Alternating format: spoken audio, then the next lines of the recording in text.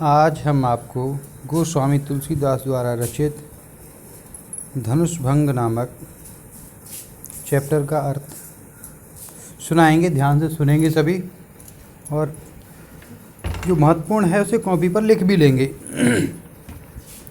दोहा है।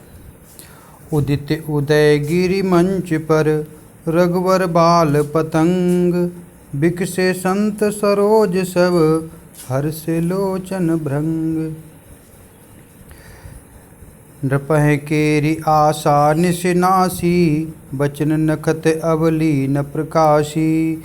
मानी महिप कुमुद सकुचाने, कपटी भूप उलूक लुकाने।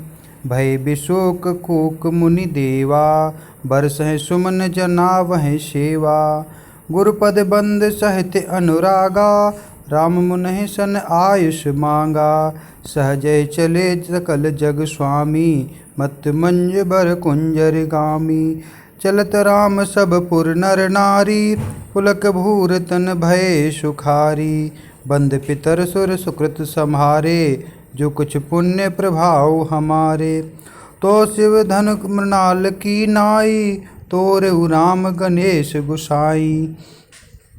राम है प्रेम समेत लख, सखी समीप बुलाए।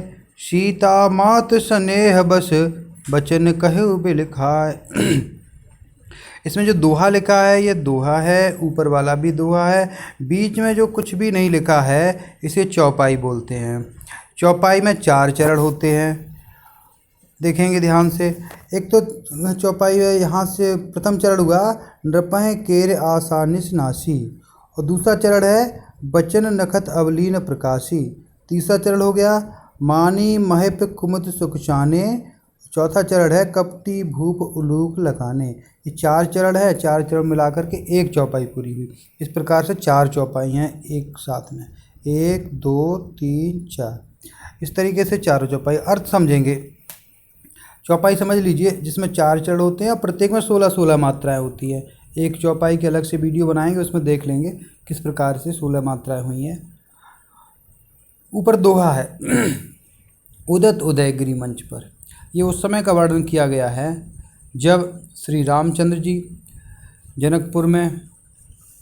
जनकपुरी में धनुष को उठाने के लिए खड़े हुए हैं। जब कोई भी राजा उस धनुष को नहीं उठा सका, उस समय श्री रामचंद्र जी अपने गुरु से अनुमति लेकर के धनुष को उठाने के लिए चले हैं।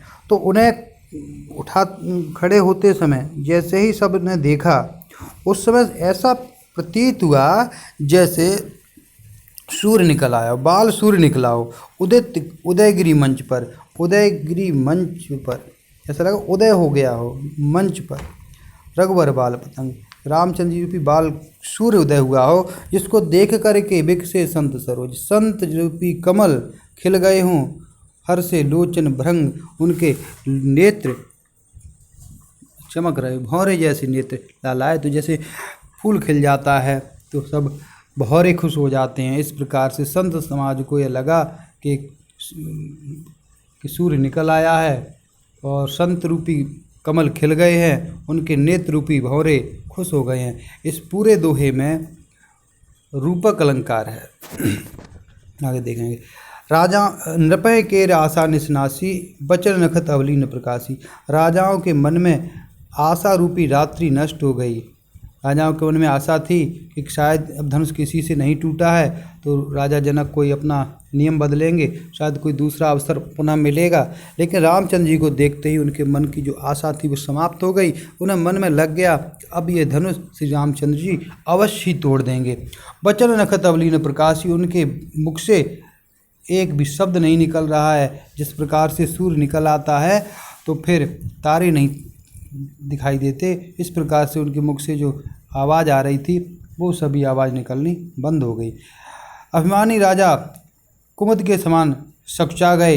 ये सूर्य निकलने पर कुमुद मुरझा जाता है, सकुचा जाता है।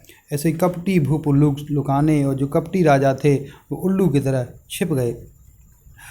भय विशोक कोक मुनि देवा, कोक मुनि और देवा, कोक कहते हैं पक्षी है, चकवा चकवी को बोलते हैं, वो शोक रहित हो गए क्योंकि दिन निकल आने पर चकवा चकवी खुश हो जाते हैं। मुनि और देवता भी खुश हो गए और फूल बरसा करके, पुष्प बरसा करके अपनी सेवा दे रहे हैं। श्री रामचंद्र जी ने गुरु के प्रेम सहित गुरु के चरण की वंदना की और अपने गुरु से धनुष उठाने की अनुमति मांगी और अनुमति मांग करके सहज रूप से संपूर्ण संसार के स्वामी श्री रामचंद्र जी चले और ऐसे चले जैसे मानो एक मदमस्त हाथी झूमता हुआ जा रहा है। चलत नार सब राम सब पुर नर नारी, पुलक भूर तन भय सुखारी।